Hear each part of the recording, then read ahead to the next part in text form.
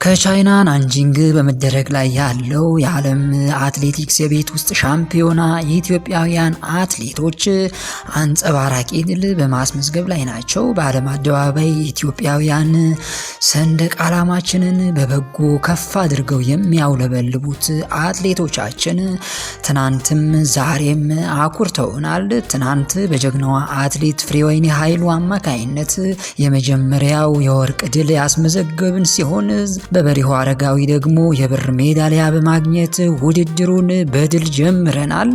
በተለይ ፍሬወይኒ ቀደምቶቹ ጀግኖች አትሌቶቻችን ቀነኒሳ በቀለ፣ ጥሩነሽ ዲባባ፣ ኃይሌ ገብረስላሴ በመጨረሻው ዙር ላይ ተፈትልከው በመውጣት የሚታወቁበት ያጨራረስ በመከተል ነው ድንቅ ብቃት ያሸነፈችው። ዛሬ ደግሞ ስለ አትሌቶቻችን ድል አስገራሚ መረጃዎች በመውጣት ላይ ናቸው። መረጃውን አጋራችኋለሁ። እንዲሁም ዛሬ ቀን ላይ ኢትዮጵያውያን በወርቅ ይንበሸበሹበታል ተብሎ የሚጠበቁባቸው ውድድሮች ይካሄዳሉ። ከነዚህ መካከል ታላቋ አትሌት ጽጌ ድጉማ በ800 እንዲሁም ደግሞ ጉዳፍ ጸጋይ በ1500 የሚካፈሉበት ውድድር ይጠበቃል። ስለነዚህ ውድድሮች አሁናዊ መረጃዎችን አጋራችኋለሁ። እንዲሁም ደግሞ ውድድሮቹ ስለሚጠበቁት አትሌቶችም አሁናዊ አቋማቸው መረጃውን አጋራችኋለሁ። በሌላ በኩል ደግሞ የውድድሩ ሰዓትና ደቂቃ ውድድሩን የምትከታተሉበትም ቻናልም የማሳውቃችሁ ይሆናል። ሰላም ውድ የዛሬ ሚዲያ ቤተሰቦች፣ ስፖርታዊ መረጃዎች በፍጥነት እንዲደርሷችሁ ቻናላችንን ላይክ፣ ሼር እና ሰብስክራይብ አድርጉ። በቻይናዋ የባህል ከተማ ናንጂንግ የሚደረገው የ2025 የዓለም የቤት ውስጥ ሻምፒዮና ውድድር ዛሬ ፍጻሜውን ያገኛል። ጀግኖች ኢትዮጵያውያን አትሌቶችም ዛሬ በወርቅ ይንበሸበሻሉ ተብሎ ይጠበቃል። በአትሌቲክስ ስፖርት ተንታኞችና በአትሌቶች ወቅታዊ ብቃት አንጻር በሴቶች 800 እና 1500 ሜትር ወርቆችና ሌሎች ሜዳሊያዎች እንደሚገኙ ቅድመ ግምት አግኝተዋል። በተለይ የፓሪስ ኦሎምፒክ የብር ሜዳሊያ አሸናፊዋ ጽጌ ድጉማ በዚህ ሰዓት በዓለም በ800 ሜትር ርቀት እሷን የሚስተካከል ሌላ አንድም አትሌት የለም። በናንጂንግም አስቀድሞ ለሩብ ፍጻሜና ለግማሽ ፍጻሜ በተካሄዱ ውድድሮች በድንቅ ብቃት በሁለቱም ዙር ላይ አንደኛ በመውጣት ነው እንግዲህ ያሸነፈችው። ጉዳፍ ጸጋይም በወቅታዊ ብቃትና ከሌሎች አትሌቶች አንጻር በዚህ ሰዓት የተሻለ ሰዓት ስላላት ወርቁን ታሸንፋለች በሚል ከፍተኛ ግምትም ተሰጥቷል። ዛሬ እሁድ ከሰዓት የ800 ሜትር የሴቶች ውድድር ይደረጋል። በ9 ሰዓት ከ28 ላይ የሚደረገው ይህ ውድድር ኢትዮጵያ በአትሌት ጽጌ ድጉማና ንግስት ጌታቸው ትወከላለች። ከሰዓት 9 ሰዓት ከ54 ደግሞ የሴቶች ፍጻሜ በ1500 ሜትር ይደረጋል። በዚህም ውድድር በአትሌት ጉዳፍ ጸጋይ፣ ድርቤ ወልተጂና መሰለ ኢትዮጵያ ትወከላለች። ጀግናዋ አትሌት ጽጌ ድጉማ በተለይ በሌሎች ተወዳዳሪ አትሌቶች ጭምር የምትፈራ እንግዲህ ታላቅ አትሌት ነች። እኛም ከወዲሁ ለታላቆቹ አትሌቶቻችን ድል እንዲቀናቸው በወርቅ እንዲንበሸበሹ መልካም ምኞታችንን እንገልጻለን። ስለ አትሌቶቻችን ወቅታዊ ሁኔታን በሚመለከት የተወሰነ መረጃ ላጋራችሁ። አትሌት ጽጌ ድጉማ በ2024 የፓሪስ ኦሎምፒክ ኢትዮጵያውያን በአብዛኛው በማይሳተፉበት በ800 ሜትር ርቀት የብር ሜዳሊያ በማሸነፍ ታሪክ መስራቷ የሚታወቅ ነው።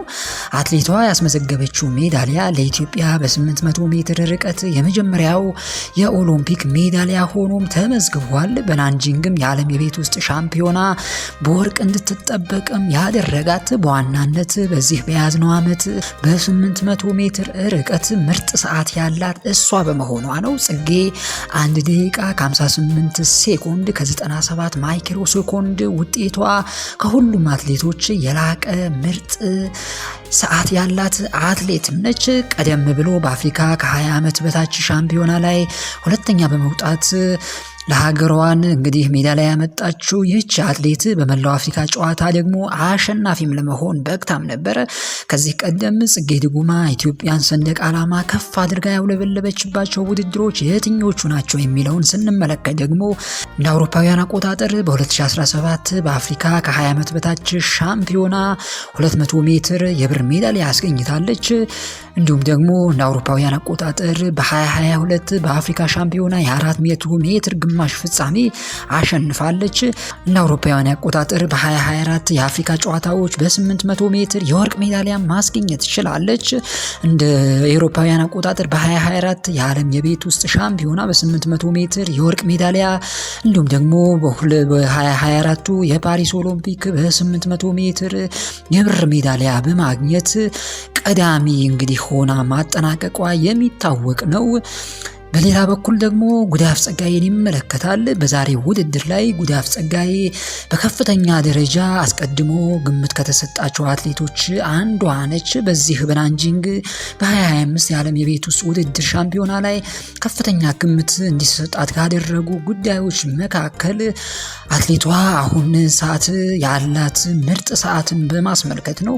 የዓለም አትሌቲክስ ፌዴሬሽን ባወጣው አንድ መረጃ መሰረት በ1500 ሜትር ከሚወዳደሩ ሴቶች መካከል የተሻለ ሰዓት ያላት ጉዳፍ ጸጋዬ ነች። ይህም በ5 ሰከንድ የምትቀድም ነው የሚሆነው። በሌላ በኩል ደግሞ በተለይ የጉዳፍ ቀንደኛ ተፎካካሪ የሆኑት ኬንያውያኑ አትሌት ፌዝ ኬፔጎንና ቼቤት በዚህ የናንጂንግ የዓለም የቤት ውስጥ ሻምፒዮና ላይ እንደማይወዳደሩ አስቀድሞ ተረጋግጧል። በፓሪስ ኦሎምፒክ በተለይ ከፌዝ ኬፔጎን ጋር ቀንደኛ ተፎካካሪ እንደነበሩ የሚታወቅ ነው። ለኬንያ በፓሪስ ኦሎምፒክ 3 የወርቅ ሜዳሊያ ያስገኙት ኬፔጎንና ቼቤት በወቅታዊ አቋም ምክንያት አለመሳተፋቸው ጉዳፍና ሌሎች ኢትዮጵያውያን ተወዳዳሪዎች በዚህ የ1500 ሜትር የርቀት ውድድር ላይ እንደሚያሸንፉ አስቀድሞ ግምቶችም ተቀምጠው ነበረ። በሴቶች 5000 ሜትር የወርቅ ሜዳሊያ በ1500 ሜትር የብር ሜዳሊያ ማሸነፏም የሚታወስ ነው። አትሌት ጉዳፍ በ2021 የቶኪዮ ኦሎምፒክ በ5000 ሜትርም 3ኛ ደረጃን በማግኘት የነሐስ ሜዳሊያ ለሀገሯ ማስገኘቷ የሚታወቅ ነው። በሌላ መረጃችን ደግሞ የናንጂንግ የዓለም የቤት ውስጥ ሻምፒዮና በግልም በቡድንም አሸናፊ የሚሆኑ አትሌቶች የሚያገኙት የገንዘብ ሽልማት መጠን ምን ያህል ነው የሚለውም መረጃ ወጥቷል። በዚህ ውድድር በግል አንደኛ ለሚወጣ አትሌት ወይም ለምትወጣ አትሌት 40,000 የአሜሪካ ዶላር ሲያሸንፉ ሁለተኛ ለሚወጣው $20,000 ይሸለማል። ሶስተኛው 10,000፣ አራተኛው 8,000፣ አምስተኛው 6,000 እንዲሁም ደግሞ ስድስተኛው 4,000 የአሜሪካ ዶላር የሚሸለሙ ይሆናሉ። በቡድን አሸናፊ ለሚሆኑ ደግሞ ለአንደኞቹ $40,000፣ ለሁለተኞቹ 20,000፣ ለሶስተኞቹ 10,000 እንዲሁም ደግሞ 8፣ 6 ያለ ስድስተኛ ለሚወጡት ደግሞ $4,000 ተሸላሚ ይሆናሉ። ከዚህ በተጨማሪ በናንጂንግ ጥሩ ውጤት የሚያስመዘግቡ አትሌቶች በቀጣይ በጃፓን ቶኪዮ የሚካሄደው የዓለም አትሌቲክስ ሻምፒዮና ላይ የሚሳተፉ ሲሆን በውድድሩም ላይ ብርቱ ተፎካካሪ የሚሆኑበት ቅድመ ውድድርም ተብሎ ሊጠራ ይችላል። ይህ ውድድር ከዚህ አንጻር ይህንን ውድድር ማሸነፍ ማለት አንድም የሀገርን ሰንደቅ ዓላማ ከፍ ብሎ በማውለብለብ የሀገርን ስም ማስጠራት ሲሆን አንድም ደግሞ በግል አሸናፊ ለሚሆኑ አትሌቶች የተዘጋጀውን ዳጎስ ያለ የገንዘብ ሽልማት ማግኘት ማለት ነው። እንዲሁም ከጥቂት ወራት በኋላ በጃፓን ቶኪዮ የዓለም የአትሌቲክስ ሻምፒዮና ላይ ለመሳተፍ ትኬት እንደ መቁረጥም ይቆጠራል።